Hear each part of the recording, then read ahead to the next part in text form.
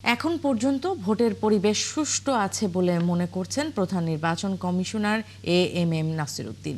রাজধানীর আগারগাঁওয়ে নির্বাচন কমিশন ভবনে আপিলের জন্য স্থাপিত কেন্দ্র পরিদর্শনে গিয়ে সিইসি একথা বলেন। এ সময় তিনি আরও বলেন, সবার সহযোগিতায় জাতিকে অবাধ ও সুষ্ঠু নির্বাচন উপহার দিতে ইসি প্রতিশ্রুতিবদ্ধ। এদিকে ত্রয়োদশ জাতীয় সংসদ নির্বাচনে মনোনয়নপত্র গ্রহণ ও বাতিল আদেশের বিরুদ্ধে আজ থেকে শুরু হয়ে ৯ জানুয়ারি পর্যন্ত নির্বাচন কমিশনে আপিল করতে পারবেন প্রার্থীরা। অঞ্চল ভেদে সেখানে 10টি বুথ স্থাপন করা হয়েছে। এসব আপিলের শুনানি শুরু 10 জানুয়ারি, চলবে 18 জানুয়ারি পর্যন্ত। এর আগে রবিবার ত্রয়োদশ জাতীয় সংসদ নির্বাচনে মনোনয়নপত্র বাছাইয়ের কাজ শেষ হয়েছে। 300 আসনে মনোনয়নপত্র যাচাই বাছাই শেষে 1842 জনের আবেদন বৈধ ঘোষণা করা হয়েছে, আর বাতিল করা হয়েছে 723 জন প্রার্থীর। আমরা we are try our best. দেখতেছেন তো আপনারা, এখন ধরেন যখন নমিনেশন ফাইল করে অনেক লোক গিয়ে হাজির হয়, রিটার্নিং অফিসারের ওখানে অনেক ভিড় হয়, কিন্তু it will all be over ইনশাল্লাহ। আমরা এখনো কনভিন্সড যে আমরা একদম একটা ফেয়ার অ্যান্ড ক্রেডিবল ইলেকশন ইনশাল্লাহ দিতে পারবো। চিন্তা করবেন না, সবার সহযোগিতা নিয়ে ইনশাল্লাহ। দর্শক, আপিলের আরো খবর নিয়ে আমাদের সাথে যোগ দিচ্ছেন সহকর্মী ফারজানা আক্তার। ফারজানা, আপিলের জন্য প্রার্থীরা কি আসতে শুরু করেছেন কিনা সেটা একটু জানাবেন, এবং কতজন আপিল করতে পারে আজকে সেই তথ্য আপনার কাছে আছে কিনা? ন্যান্সি, সকাল 10টায় কিন্তু এই আপিল কার্যক্রম শুরু হয়েছে মনোনয়ন গ্রহণ এবং বাতিলের বিরুদ্ধে, এবং সকাল থেকে আমরা দেখেছি প্রার্থীরা এখানে এসেছেন এবং এখানে অঞ্চল ভিত্তিক বুথ করে দেওয়া হয়েছে। 10টি অঞ্চলে ভাগ করা হয়েছে: বরিশাল অঞ্চল, ময়মনসিংহ, ফরিদপুর, ঢাকা, সিলেট, চট্টগ্রাম, কুমিল্লা, রংপুর, রাজশাহী। এইসব বুথে কিন্তু আমরা দেখছি যে তারা এসে আবেদন করছেন। তাদের যে মনোনয়ন অবৈধ ঘোষণা করা হয়েছে বা স্থগিত করা হয়েছে সেটির বিরুদ্ধে আমরা দেখেছি এখানে স্বতন্ত্র প্রার্থীরা এসেছে, পাশাপাশি দলীয় প্রার্থীরাও আছে, এবং কয়েকজন স্বতন্ত্র প্রার্থী যেমনটি অভিযোগ করছিলেন যে তাদের একই আসনে একই রকম আবেদন করেও দলীয় প্রার্থীদের মনোনয়ন বৈধ ঘোষণা করা হয়েছে, তবে তাদেরটি অবৈধ ঘোষণা করা হয়েছে, এই জন্য তারা আপিল করতে এসেছেন। পাশাপাশি যারা দলীয় প্রার্থী আছেন তাদের কারো কারো হলফনামায় ত্রুটি থাকার কারণে বা কোনো তথ্য অসম্পূর্ণ থাকার কারণে, আবার কেউ কেউ মিথ্যা তথ্য দিয়েছেন, এমনটি কিন্তু রিটার্নিং কর্মকর্তা আমাদের আগে জানিয়েছিলেন। এসব কারণে কিন্তু তাদের মনোনয়ন বাতিল করা হয়েছে। পাশাপাশি ঋণ খেলাপি বা বিল খেলাপি যারা আছেন আমরা দেখেছি তাদের মনোনয়নও বাতিল করা হয়েছিল। তার মধ্যে হেভিওয়েট প্রার্থী যদি বলি, আমরা দেখেছি ঢাকা 9 আসনে তাসনিম যারা স্বতন্ত্র প্রার্থী, এবং কক্সবাজার 2 আসন থেকে জামায়াতের হামিদুর রহমান আজাদ, তাদের মনোনয়নও কিন্তু বাতিল করা হয়েছে এবং তাদেরও কিন্তু আপিল করার কথা রয়েছে। এবং এই যে আপিল কার্যক্রম সেটি কিন্তু চলমান রয়েছে। এখানে যারা নির্বাচন কমিশনের কর্মকর্তারা আছেন তাদের সেই আপিল আবেদন গ্রহণ করছেন, এবং এই আপিল আবেদন গ্রহণের পর কিন্তু 10 তারিখ থেকে 18 তারিখের মধ্যে শুনানি হবে, এবং সেই শুনানিতে আসলে চূড়ান্ত ভাগ্য নির্ধারণ হবে যে কার মনোনয়ন থাকছে এবং কারটি বাতিল রয়ে যাবে। ন্যান্সি, নিশ্চয়ই ফারজানা, সেই খবরাখবর আপনি রাখুন আপনার কাছে, কাছ থেকে নিশ্চয়ই আমরা সেই খবরাখবর পাবো। আপনাকে ধন্যবাদ। দর্শক, নির্বাচন কমিশন থেকে প্রার্থীদের আপিলের আপডেট আমাদেরকে জানাচ্ছিলেন ফারজানা আক্তার। ভঙ্গুর অর্থনীতিকে টেনে তুলতে চায় বিএনপি, সাথে প্রশাসন ও আইন শৃঙ্খলা স্বাভাবিক করা ও জবাবদিহিতার আওতায় আনা, আর ফ্যামিলি, কৃষি ও স্বাস্থ্য কার্ডের মাধ্যমে সরাসরি সেবা দেওয়ার অঙ্গীকার দলটির। এসবকে সামনে রেখে নির্বাচনী ইশতেহার দেবে বিএনপি। নেতারা বলছেন, আগে থেকেই দেয়া রাষ্ট্র সংস্কারের 31 দফাকে ঘিরে তৈরি হচ্ছে এই ইশতেহার। ফরহাদ ইবনে মালিকের প্রতিবেদন। রাজনৈতিক দলগুলোর এখন তোড়জোড় ভোটারদের কাছে টানার। প্রচারণা শুরুর আগেই তারা ঠিক করছে নির্বাচনী ইশতেহার। প্রস্তুত বিএনপিও। প্রশ্ন হচ্ছে, কি থাকছে বিএনপির এবারের নির্বাচনী ইশতেহারে? দলটি বলছে, ঘোষিত 31 দফাই তাদের ইশতেহারের মূল উপজীব্য। 31 দফার মধ্যে যেসব পয়েন্টগুলো আছে সেগুলোই তো ম্যানিফেস্টোয় আসবে। আর বিশেষ করে যেগুলো আমরা নতুন কিছু করতে চাচ্ছি, যেমন ফ্যামিলি কার্ড, হেলথ কার্ড, তারপরে হচ্ছে হলো কৃষি কার্ড, কৃষকের কার্ড, এগুলো যেগুলো করছে এগুলোই হলো মূল বিএনপির লক্ষ্য। এবার কল্যাণমুখী দেশে রূপান্তরিত করার জন্য যে কাজগুলো করার জন্য, সেই কাজের জন্য এই জিনিসগুলো হাতে নেওয়া হয়েছে। এবং তবে ক্ষমতায় গেলে তাদের প্রথম কাজ হবে দেশের ভঙ্গুর অর্থনীতি ও প্রশাসনিক অবস্থার পরিবর্তন আনা। সবচেয়ে বড় যেটা আর কি, যে যাকে দিয়ে তুমি আইন শৃঙ্খলাকে রক্ষা করবা সেই পুলিশ বাহিনীকে ধ্বংস করে দিয়ে গেছে। আজকে পুলিশ বাহিনীর মরালটা নষ্ট করে দিয়েছে। তো এইগুলোকে ফিরিয়ে আনতে তো আমাদেরকে একটু সময় লাগবে। তারপরে প্রশাসনে হাসিনাকে যে যারা স্বৈরাচার বানিয়েছিল তারা তো এখনো আছে, সুতরাং এইগুলোকে আমাদেরকে ঠিক করতে হতে সময় লাগবে। কিন্তু কোনো কিছুই হবে না জনগণের আড়ালে, থাকবে জবাবদিহিতাও। সব দৃশ্যমান হবে, অগোচরে কোনো কিছু করা হবে না। আমাদের রাজনীতি আগামী দিনে এটার মধ্যে স্বচ্ছতা থাকতে হবে, জবাবদিহিতা থাকতে হবে। বারবার একটা কথা আমরা বলছি যে ট্রান্সপারেন্সি, অ্যাকাউন্টেবিলিটি মাস্ট। সকল নাগরিকের সমান অধিকার রাজনীতিতে যেভাবে থাকবে, অর্থনীতিতে তার অংশগ্রহণ করার অধিকার থাকবে, সুযোগ সৃষ্টি করা হবে। যার যেখানে সম্ভাবনা আছে বাংলাদেশের নাগরিকদের, সেই সম্ভাবনাকে কাজে লাগিয়ে প্রত্যেকটি নাগরিক যাতে রাষ্ট্রের সুবিধা ভোগ করতে পারে।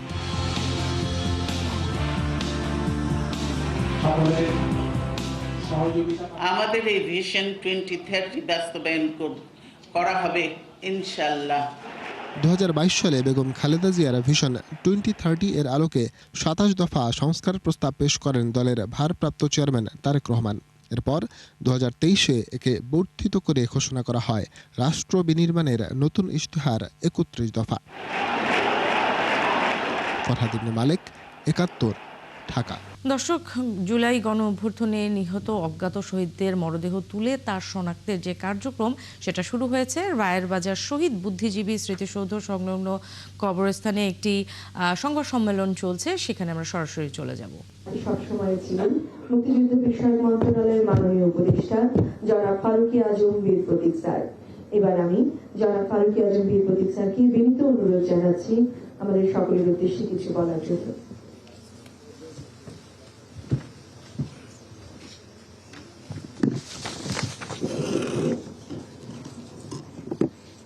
উপস্থিত শ্রদ্ধেয় শহীদ পরিবারের সদস্যবৃন্দ, আজকের এই অনুষ্ঠানে আগত সুধীজন এবং বিভিন্ন সংস্থার প্রতিনিধিবৃন্দ যারা এখানে এই বিরাট কর্মযজ্ঞে সহায়ক ভূমিকা পালন করেছেন এবং নানা উপায়ে উপযোগে সহায়তা করেছেন। আজকের এই দিনটি আমাদের সকলের জন্য এক গভীর আবেগ এবং শ্রদ্ধার দিন। জুলাই 2024-এর গণ অভ্যুত্থানে যারা এদেশের জন্য অকাতরে প্রাণ দিয়েছেন, বীর শহীদদের প্রতি জানাই আমাদের বিনম্র শ্রদ্ধা। রায়ের বাজার কবরস্থানে অজ্ঞাত পরিচয়ে শায়িত সেই বীরদের স্বজনদের কাছে ফিরিয়ে দেওয়ার এক মহৎ অনুষ্ঠানে আমরা আজ এখানে সমবেত হয়েছি। আপনাদের সকলের স্মরণে থাকবে 2024 সালের জুলাই মাসে সেই উত্তাল সময়ে ঢাকার বিভিন্ন স্থানে নিহত অনেক নারী ও পুরুষের মৃতদেহ অজ্ঞাত পরিচয়ে রায়ের বাজার কবরস্থানে দাফন করা হয়েছিল। শহীদদের পরিচয় উদ্ঘাটনে মুক্তিযুদ্ধ বিষয়ক মন্ত্রণালয়ের সিদ্ধান্ত অনুসারে অর্পণ করা হয় সিআইডির উপর এবং তা একটি সুসংগঠিত কার্যক্রমে রূপ নেয়। এই কঠিন কাজটি সম্পন্ন করতে দেশি বিদেশি বিশেষজ্ঞ এবং আন্তর্জাতিক মানদণ্ড অনুসরণ করা হয়েছে। বিশিষ্ট ফরেনসিক বিজ্ঞানী ডক্টর মরিস টিবল-বিন্স বাংলাদেশে আগমন করে সিআইডির ফরেনসিক, ডিএনএ ও মেডিকেল ফরেনসিক টিম সমূহকে 2 দিনব্যাপী কর্মশালার মাধ্যমে প্রশিক্ষণ প্রদান করেন। পরবর্তীতে ইউএনএসসিআর এর সহায়তায় ডক্টর লুইস ফন্ডিব্রিডার্স এর নেতৃত্বে পরিচালিত এই কার্যক্রমে মিনেসোটা প্রটোকল অনুসরণ করা হয়েছে। কবর থেকে মোট 114টি মৃতদেহ উত্তোলন, ময়নাতদন্ত এবং ডিএনএ নমুনা সংগ্রহের মতো সংবেদনশীল কাজ অত্যন্ত সততা ও স্বচ্ছতার সাথে সম্পন্ন হয়েছে। আজ আমরা ঘোষণা করছি যে দীর্ঘ প্রতীক্ষার পর 9টি পরিবারের সংগৃহীত ডিএনএ নমুনার মাধ্যমে ইতিমধ্যে 8 জন অজ্ঞাতনামা শহীদের পরিচয় সফলভাবে সম্পন্ন করা সম্ভব হয়েছে। এই শনাক্তকরণের ফলে শহীদের পরিবারগুলো অন্ততপক্ষে জানতে পারছেন যে তাদের প্রিয়জনের ভাগ্যে কি ঘটেছে বা তারা ঠিক কোন স্থানে শায়িত আছেন, যা তাদের জন্য এবং জাতির জন্য এক বিরাট মানসিক শান্তির কারণ হবে। এই কার্যক্রম দর্শক, জুলাই গণ অভ্যুত্থানে নিহত অজ্ঞাত শহীদদের মরদেহ তুলে যে শনাক্তের কার্যক্রম, সেই শনাক্তের কার্যক্রম রায়ের বাজার শহীদ বুদ্ধিজীবী স্মৃতিসৌধ সংলগ্ন কবরস্থানে চলছে, সেখান থেকে আমরা সরাসরি আপনাদেরকে জানাচ্ছিলাম। 2025-এ কেমন গেল ব্যাংকিং খাত? বাংলাদেশ ব্যাংক বলছে প্রত্যাশা প্রাপ্তির মাঝে খুব বেশি ব্যবধান নেই। ব্যাংকাররাও বললেন পতন ঠেকানো গেছে, এটাই অনেক বড় কিছু। অর্থনীতিবিদ এম আকাশের অভিমত, রেকর্ড খেলাপি ঋণ এবং অতি মূল্যস্ফীতির চিত্রই বলে দেয় গেল বছর খুব একটা ভালো ছিল না এই খাত। অনুপ অধিকারী তরুণ জানাচ্ছেন বিস্তারিত। পাহাড় সম খেলাপি ঋণ ছাড়িয়েছে 6 লাখ কোটি টাকা। পুনরুদ্ধারে আছে বিশাল চ্যালেঞ্জ। সদ্য বিদায়ী বছরে সার্বিক মূল্যস্ফীতি ছিল 8-এর উপর। এছাড়া বছর জুড়ে আলোচনায় ছিল ব্যাংক মার্জার সহ নানা সংস্কার। বাংলাদেশ ব্যাংকের তথ্য অনুযায়ী গত সেপ্টেম্বর পর্যন্ত ব্যাংক খাতের মোট বিতরণ করা 18,03,840 কোটি টাকার মধ্যে 6,44,515 কোটি টাকাই খেলাপি, অর্থাৎ খেলাপির পরিমাণ 35% বেশি। এদিকে সারা বছরই দেশের সার্বিক মূল্যস্ফীতি ছিল 8-এর উপর। চেষ্টা করেও যা হ্রাস টেনে ধরা যায়নি। মূল্যস্ফীতি যে কমিয়ে আনতে পেরেছি, এটা তো একটা সাফল্য। হয়তোবা যেই মাত্রায় আমরা টার্গেট করেছিলাম সেই মাত্রায় পারিনি। একটা জিনিস খেয়াল করবেন, মূল্যস্ফীতি নিয়ন্ত্রণ কেন্দ্রীয় ব্যাংকের একটি অন্যতম প্রধান কাজ, কিন্তু বাংলাদেশের প্রেক্ষাপটে একমাত্র কেন্দ্রীয় ব্যাংকের পক্ষে মূল্যস্ফীতি নিয়ন্ত্রণ করা সম্ভব না। এই ব্যাংক খাত বিশেষজ্ঞ বললেন 15 বছরের ক্ষত চাইলেই 1-2 বছরে সারানো সম্ভব নয়। তবে ব্যাংকগুলোর পতন যে ঠেকানো গেছে, এটাও অনেক বড় বিষয়। গত 15 বছরে বা 1.5 যুগে যে ব্যাংকিং খাতে যে অধঃপতন হয়েছিল বা অস্থিরতা বিরাজমান ছিল, সেটা আমরা কাটিয়ে উঠতে পেরেছি। পলিসিগুলি নেওয়ার জন্য ব্যাংকিং খাতটা আমার মনে একটা স্টেবল জায়গাতে আসতে পেরেছে। অধঃপতনটা বন্ধ হয়েছে, যেটা বলতে চাচ্ছি। আসলে উন্নতি করতে আরও টাইম লাগবে। যেটা 15 বছরের অধঃপতন, সেটা আর 1 বছর 1.5 বছরে সম্ভব না। ইট টেকস টাইম। তবে খেলাপি ঋণের বিরুদ্ধে লড়াই করার প্রতিশ্রুতি ছিল অন্তর্বর্তী সরকারের। সেখানে পরিস্থিতি তেমন ভালো নয়। এর সাথে উচ্চ হারের মূল্যস্ফীতি। এই অর্থনীতিবিদের অভিমত, দায় এড়ানোর সুযোগ নেই কেন্দ্রীয় ব্যাংকের। দুটো সমস্যা তো 2025-এর অর্থনীতি শুরুর থেকেই ছিল। একটা হলো মুদ্রাস্ফীতির সমস্যা, আরেকটা ছিল মন্দা। 24 সালের জুলাইয়ের আগে আমরা যেখানে ছিলাম সেইখানে আমরা এখনো পৌঁছাইনি, কিন্তু সেখান থেকে মাঝখানে ধাক্কা খেয়ে কিছু এলোমেলো অবস্থা এবং নিচে পড়েছিলাম। সেখান থেকে একটু উঠে একটা জায়গায় গিয়ে থমকে দাঁড়িয়ে আছি। আশা করা হচ্ছে যে যদি আমরা রাজনৈতিক স্থিতিশীলতা পাই, তাহলে আমরা হয়তো জুলাই অতিক্রম করেও আরো সামনে যেতে পারব। দীর্ঘদিন প্রতীক্ষার পর এবছরের শুরুর দিন থেকে সম্মিলিত ইসলামী ব্যাংক থেকে টাকা তুলতে পেরেছেন গ্রাহকেরা। ইসলামী 5টি ব্যাংককে একীভূত করে গঠন করা হয় এই ব্যাংক। 2 লাখ টাকা পেয়েছি, আর পরবর্তীতে 3 মাস পর পর যে টাকাটা দিবে ওইভাবেই আসতে হবে 1 লাখ টাকা করে, তাহলে আর কি সবার জন্য ভালো হবে। অনুপ অধিকারী তরুণ, 71, ঢাকা। নির্বাচন ঘিরে যখন উত্তপ্ত রাজনীতির মাঠ, তখন পর্দার আড়ালে থেকে এক নীরব বিপ্লবের প্রস্তুতি নিচ্ছেন দেশের নতুন প্রজন্মের নারী ভোটাররা। বিশেষ করে উচ্চশিক্ষার প্রাঙ্গণে এখন আর কেবল পাঠ্য বইয়ের চর্চা নয়, বরং আলোচনা চলছে ভোটের সুষ্ঠু পরিবেশ ও আগামী নেতৃত্ব নিয়ে। সাভারের গণবিশ্ববিদ্যালয়ের নারী শিক্ষার্থীদের চোখে কেমন হবে আগামীর বাংলাদেশ, সেই কথাই জানবো জাহিদুল ইসলাম অনিকের তথ্য ও ছবির প্রতিবেদনে। শীতের মধ্যেও সারা দেশে বইছে নির্বাচনী উত্তাপ, চলছে ভোটের হিসেব নিকেশ। তবে রাজনৈতিক ডামাডোলের বাইরেও একদল সচেতন ভোটার এখন হিসেব কষছেন প্রত্যাশা আর প্রাপ্তির। ভোট নিয়ে আগ্রহী সাভারের গণবিশ্ববিদ্যালয়ের নারী শিক্ষার্থীরাও। গকশে নির্বাচনে তারা যেমন নির্ধারকের ভূমিকা পালন করেছিলেন, তেমনি আসন্ন জাতীয় নির্বাচনেও তারা হতে চান পরিবর্তনের কারিগর।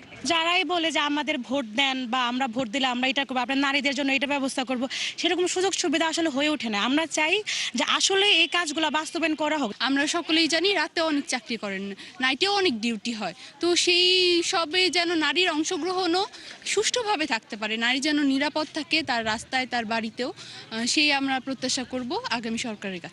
সবাই বলে যে আমরা নারীদের অধিকারটাকে বড় করে দেখব, নারীদের সব জায়গায় আমরা আগে নিয়ে যাব, কিন্তু আসলে সেটা কেউই করতে পারে না ঠিকভাবে, সবাই শুধু প্রতিশ্রুতিই দেয়। শিক্ষার্থীদের মতে নারীর সম্মান নিয়ে বাঁচতে পারার পরিবেশ সৃষ্টি করাই হবে প্রকৃত জনপ্রতিনিধির কাজ। এছাড়া রাজনীতিতে নারীদের অংশগ্রহণ ও সুযোগ বাড়াতে সরকারের দীর্ঘমেয়াদী পরিকল্পনা থাকা প্রয়োজন বলেও মনে করেন তারা। এরকম একটা নীতি হওয়া উচিত যে স্টুডেন্টরা যে দলকেই সাপোর্ট করুক না কেন সেটা নিয়ে যেন ক্যাম্পাসে কোনো ঝামেলা না হয়। এমন তরুণ এবং যোগ্য ভোটারদেরকে আমরা যোগ্য মানুষদেরকে আমরা চাচ্ছি আমাদের বিভিন্ন স্তরের উচ্চ পর্যায়ে, যেন তারা হচ্ছে গিয়ে বিভিন্ন ধরনের সমস্যা নিরসনে কাজ করতে পারে, বিভিন্ন পলিসি নিয়ে তারা কাজ করতে পারে। নারীদের এই ভাবনায় কেবল প্রতিশ্রুতি নয়, বরং প্রাধান্য পাচ্ছে আত্মসম্মান ও নিরাপত্তার প্রশ্নটি। কর্মক্ষেত্র থেকে রাজপথ সবখানে নারীর অবাধ বিচরণ নিশ্চিত করতে পারে এমন বলিষ্ঠ নেতৃত্ব চান নারীরা। একজন প্রার্থী যিনি আসলে নির্বাচিত হবেন, তো তার তো কিছু ম্যান্ডেট থাকবে, সেটা নিশ্চয়ই সে চিন্তা করবে। তো আমার কাছে মনে হয় তার সবার আগে চিন্তা করা উচিত যে আমরা আসলে প্রত্যেকটা সেক্টরে যেন নারীদের নিরাপত্তাটা দিতে পারি, এবং সেটা আমার সহকর্মীর পক্ষ থেকে হোক বা ধরেন আমি কোথাও কেনাকাটা করতে যাচ্ছি সেখান থেকে হোক, ওই জায়গাগুলোতে যেন এই নিরাপত্তাটুকু তারা নিশ্চিত করতে পারে। তাহলে আস্তে আস্তে না ওই অধিকারের জায়গাগুলো পূর্ণ হবে বলে আমি মনে করি। নতুন প্রজন্মের এই নারী ভোটাররা মনে করেন কেবল গদি দখলের নয়, ভোট হোক সম অধিকার আদায়ের সবচেয়ে বড় হাতিয়ার। মনিরা কাজেরি, ৭১।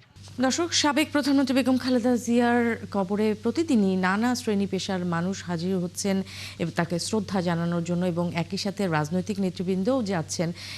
এই মুহূর্তে জিয়া উদ্যানে এনডিএম এর চেয়ারম্যান ববি হাজ্জাজ রয়েছেন, সেখানে সাংবাদিকদের সাথে কথা বলছেন। আমরা সরাসরি সেখানে চলে যাব।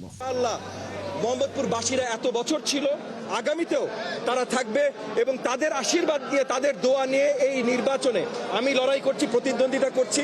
ওনারা আমার সাথে আছেন, উনারাই আমার শক্তি। সালাম ভাই, ঢালি ভাই, উনারাই আমার শক্তি। উনাদেরকে নিয়ে ঢাকা 13 আসন যেমন ইনশাআল্লাহ জনগণের জন্য আমরা জয়যুক্ত করব, একইভাবে সালাম ভাই যেটা বললেন যে পুরো বাংলাদেশ জনাব তারেক রহমানের মানে বেগম খালেদা জিয়া এবং শহীদ প্রেসিডেন্ট জিয়াউর রহমানের সুযোগ্য সন্তান জনাব তারেক রহমানের নেতৃত্বে পুরো বাংলাদেশকে আমরা বাংলাদেশি জাতীয়তাবাদের আলোকে গুছাবো, সাজাবো।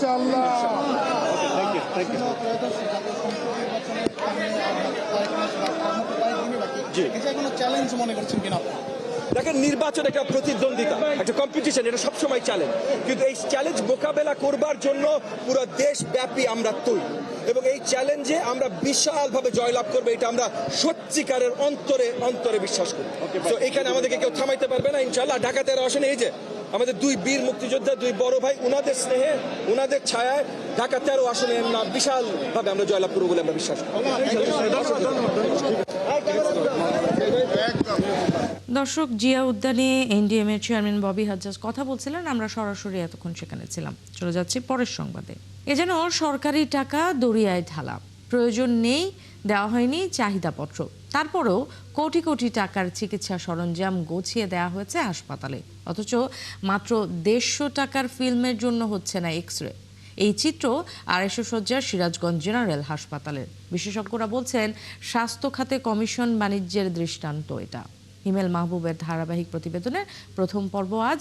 ছবি তুলেছেন মাহফুজুর রহমান। 2 মাস ধরে বন্ধ সিরাজগঞ্জ জেনারেল হাসপাতালের এক্স-রে রুম। এখানকার 4টি এক্স-রে মেশিনের 2টি বিকল, আর সচল মেশিনও কোনো কাজ হচ্ছে না। মাত্র সর্বোচ্চ 150 টাকার এক্স-রে ফিল্মের সরবরাহ নেই। কেন?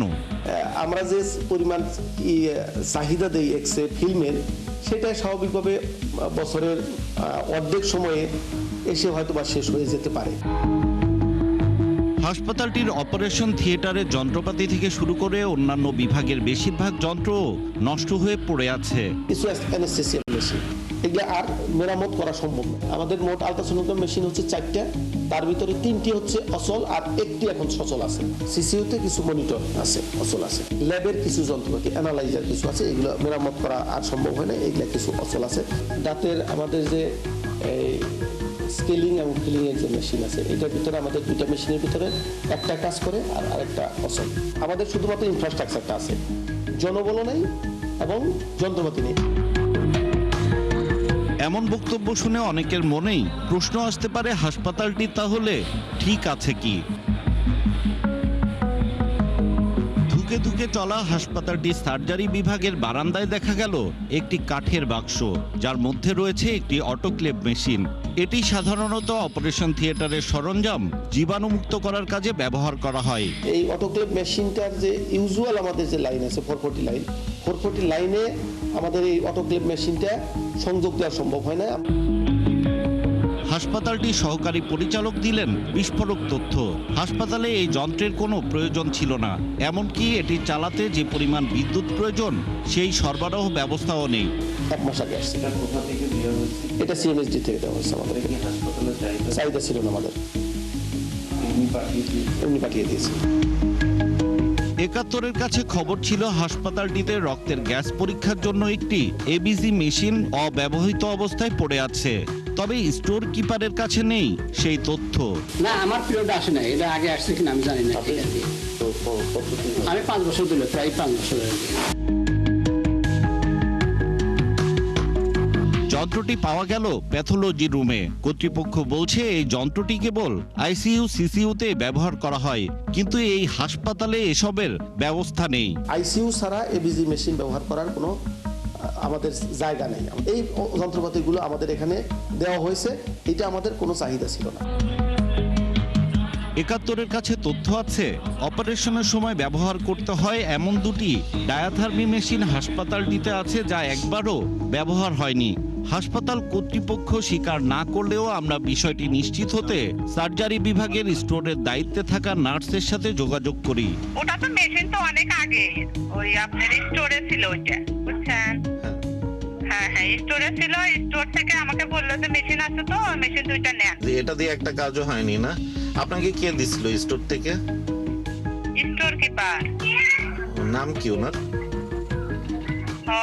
স্টোর কিপার আফসার ভাই। ছাড় নিতে বলছিল, তো এই জন্য আমি নিচ্ছি, কিন্তু ওটা যে পরে ওই রকম সমস্যা তা তো আর জানি না। পরে দরখাস্ত দেওয়া হয়েছে যে আপনারা এটা নিয়ে নেন, যেহেতু চালু হচ্ছে না। প্রয়োজন নেই, সক্ষমতাও নেই, তাহলে হাসপাতালের জন্য এই যন্ত্রগুলো কেন কেনা হয়? আর হাসপাতাল কর্তৃপক্ষই বা কেন যন্ত্রগুলো গ্রহণ করে সেই উত্তর নেই কারো কাছে। বিষয়টি খতিয়ে দেখার আশ্বাস সিভিল সার্জনের। আমাদের জনবলের সাথে আমাদের যে ইকুইপমেন্টগুলো আছে সেগুলোর সমন্বয় করা খুবই জরুরি। সবগুলো প্রতিষ্ঠানে আমি দেখে কোথায় কি অসঙ্গতি আছে সেগুলো ঊর্ধ্বতন কর্তৃপক্ষকে জানাবো। সক্ষমতা নেই এমন স্বাস্থ্যকেন্দ্রে যন্ত্রপাতি গচিয়ে দেওয়ার অভিযোগ কেন্দ্রীয় ঔষধাগার বা সিএমএসডির বিরুদ্ধে। এ বিষয়ে জানতে আমাদের গন্তব্য তাদের কার্যালয়ে ঢাকার তেজগাঁওয়ে। নতুন দায়িত্বে আসা পরিচালক এ নিয়ে কথা বলতে রাজি হননি। বিশেষজ্ঞরা বলছেন হাসপাতালে এরকম কেনাকাটার পেছনে রয়েছে কমিশন বাণিজ্য। এটা তো সিম্পল, কিনাতে যে পার্সেন্টেজ পাওয়া যায় সেটা হচ্ছে তাদের মূল লক্ষ্য। এগুলো স্বচ্ছতার ভিত্তিতে এনে সলভ না করতে পারলে এই ভোগান্তি আরও চলবে। যেখানে যে যন্ত্রপাতির দরকার নেই সেই যন্ত্রপাতি কেনা হচ্ছে। অপবিনিয়োগ বলতে চাই আমি এটাকে। এই অপবিনিয়োগটা অত্যন্ত প্রকট। কেনাটা হয় সাধারণত অধিদপ্তরের চাহিদা অথবা মন্ত্রণালয়ের চাহিদার উপর ভিত্তি করে। শুধু যন্ত্রপাতি কেনার জন্য কেনা হয়েছে, ব্যবহার করার জন্য না, যেখান থেকে কমিশন পাওয়া যায়, এই ব্যবস্থাও বন্ধ করতে হবে। তারা আরো বলছেন দেশে সব হাসপাতালে এরকম কত অপ্রয়োজনীয় কেনাকাটা হয়েছে তা তদন্ত করে বের করা উচিত। সামর্থ্য না থাকায় প্রয়োজনে সামান্যই স্বাস্থ্য খাতে ব্যয় করতে পারে বাংলাদেশ, অথচ এর মধ্যে বিপুল পরিমাণ অর্থের অপচয় হয় অনৈতিক কেনাকাটা আর অব্যবস্থাপনার কারণে। বিশেষজ্ঞরা বলছেন লোক দেখানো বিচার আর দায়মুক্তি সংস্কৃতি থেকে বের হতে না পারলে আগামীতেও বাংলাদেশের স্বাস্থ্য খাতের কোনো গুণগত পরিবর্তন হবে না। ইমেল মাহবুব, ৭১, ঢাকা। দর্শক, আমরা সংবাদের আগের অংশেই যেমনটা জানাচ্ছিলাম যে জিয়া উদ্যানে প্রতিদিনই আসলে সাবেক প্রধানমন্ত্রী বেগম খালেদা জিয়ার কবরস্থানে শ্রদ্ধা জানাতে সব শ্রেণী পেশার মানুষ যেমন আসেন এবং রাজনৈতিক নেতৃবৃন্দ আসেন। এই মুহূর্তে সেখানে একটু যেতে চাই, সেখানে বিএনপি নেতা শামসুজ্জামান দুদু কথা বলছেন, আমরা সেখানে সরাসরি চলে যাব।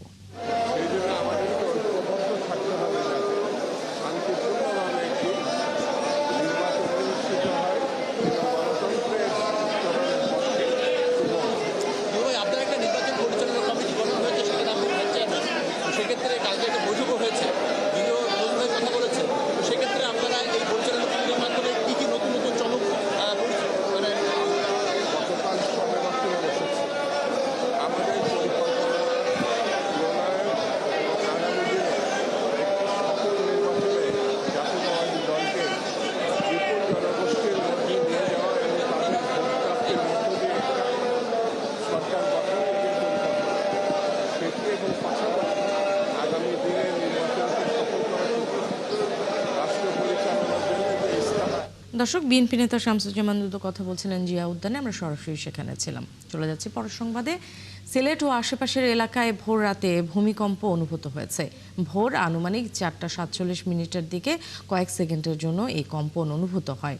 নগরীর জিন্দাবাজার উপশহর, আম্বরখানা, টিলাগড়, শাহপরান থানা এলাকা ছাড়াও দক্ষিণ সুরমা, জৈন্তাপুর ও কোম্পানিগঞ্জ উপজেলায় এই কম্পন অনুভূত হয়েছে বলে স্থানীয়রা জানায়।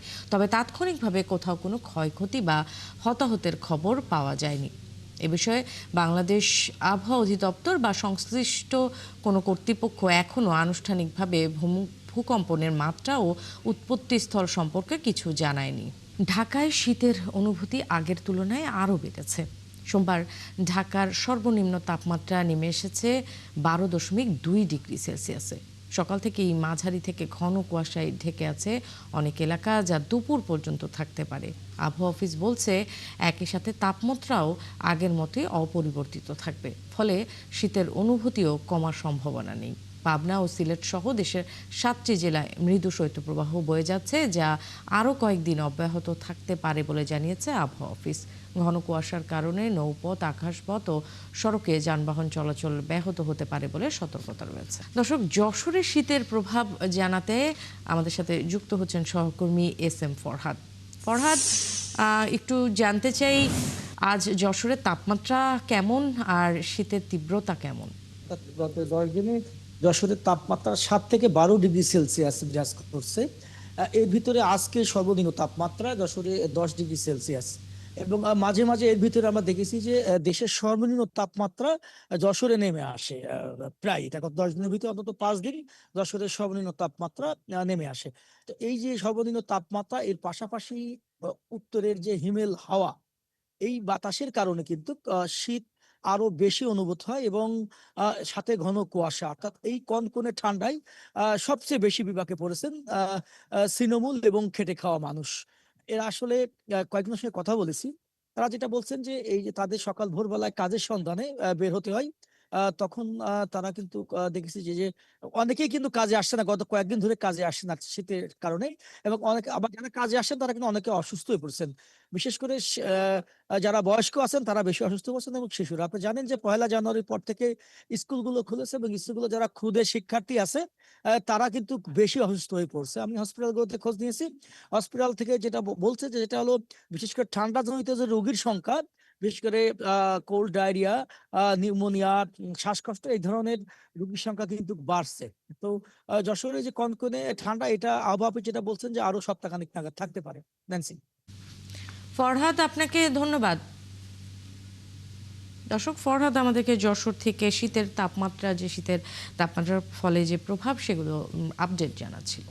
দর্শক, চলছে সংবাদ সংযোগ। সরাসরি সংবাদ অনুষ্ঠান দেখতে চোখ রাখুন ৭১-এর ফেসবুক পেজে এবং সাবস্ক্রাইব করুন ৭১-এর ইউটিউব চ্যানেলে। থাকুন ৭১-এর সাথেই।